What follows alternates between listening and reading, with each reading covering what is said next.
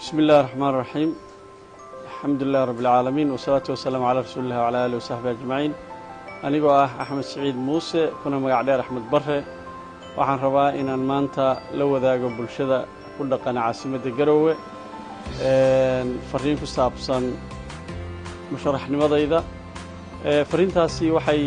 ku saabsan tahay guud ahaan waxa ugu muhiimsan oo bini aadan ama bulsho meel degan ay u baahan tahay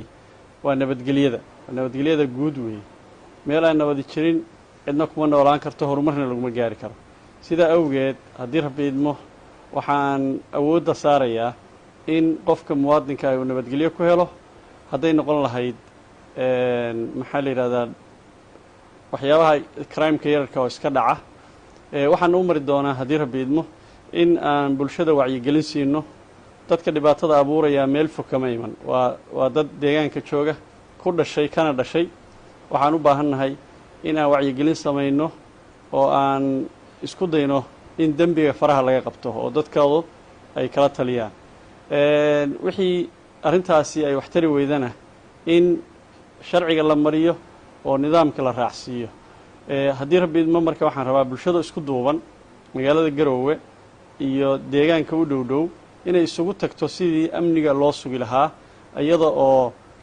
aan xoog iyo maaragtay ciidan iyo booliiseyn lagu keenin qofkii marka ay suurtoobi weydo inuu halkaas xal ku gaarana isagana markaas sharciga loo maro arinta labaad waxa weeye waa badbaadada waa safety-ga waxa la yiraahdo safety-gu waxa weeye dhacdadii u dambeysay oo ina ku dhacday waxay ahayd in kaalmo shidaal gubteen kaalimaha shidaalkuna si aan nidaamsanayn bay magaalada u dhex yaalaan safety-giina uma dhamaystirna sidaa darteed haddii Rabbi idmo waxaan awoodiisa u geeynaa in meeshii wax dadka dhib u keeni kara lagu gadayo ay yeelato habraacii nabadgelyada bulshada waxaan kaloo haddii Rabbi idmo awooddeeda isugu geyn doonaa sidii magaalada u heli lahayd debdemis iyo ciidan la dagaalama dhibaatooyinkaas oo kale marka ay dhacaan qaybta kale waa fayadhowrka waxa weeye dadka bini aadanka ah waxa ugu muhiimsan oo ay haystaan markii nabadgelyada ay ka timaado waa caafimaadka waxaa la rabaa in la ilaashado caafimaadka waxaa lagu ilaashan karaa in qofku wax walba oo uu cunayo iyo meelaha xanuunku ka abuurmo ka hortag lagu sameeyo sidaa darteed haddii Rabbi idmo waxaanu samayn doonaa makhaayadaha iyo meelaha maaragtay xashiishka la isugu geeyo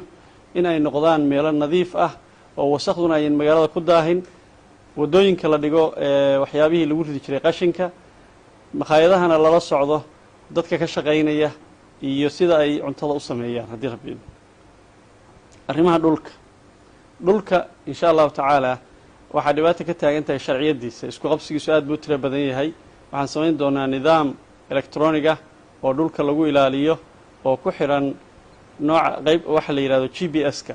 si boos walba loo ogaado sharcigiisana loo document gareeyo computerana lagu xifdiyo hadhowna dadku markii khilaaf ka dhaco cidda leh iyo cidda aan lahayn la kala ogaado haddii Rabbi idmo xogtaasna la kaydiyo ilaa weligeedba si arintaa loo ilaasho bilicda magaalada iyo dhiraynta waxaan rabnaa haddii Rabbi idmo inaan hagaajino wadooyinka magaalada dhex mara oo laga yaabo in dadka qaarkood ay ka dhisteen xeryo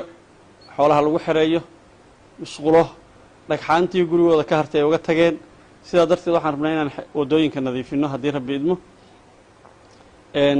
dhiraynna lagu sameeyo oo dadku ay dhir ku beertaan guryahooda iyo meheradaha hortooda wadooyinka dadka ka dhaxeeyana dawladda hoose ay hawshaas iyadu qabato haddii Rabbi idmo waxaan kaloo anagoo la kaashanaya shirkadaha korontada samayn doonaa haddii Rabbi idmo in nalal lagu xiro wadooyinka waaweyn oo dhan ee magaalada soo gala ama ka baxa ama dhexdeeda ku yaala in nalal lagu xiro si ay qayb uga qaadato bilicda magaalada iyo nabadgelyada haddii Rabbi idmo intaa wixii soo dhaafa anigu ma haysto ushii Nabi Muuse oo wax walba ii suurtoobi mayaan waxa aan ku tashanayo waxa weeye dadka reer Garowe iyo dadka reer Puntland dawladooda iyo maxaa la ciidamada qalabka sida in amniga iyo bilicda iyo nadaafadda iyo caafimaadka ay igala shaqeeyaan aniguna aan hormuud ugu noqdo kuna abaabulo haddii rabbi idmo aad baa umahadsantahy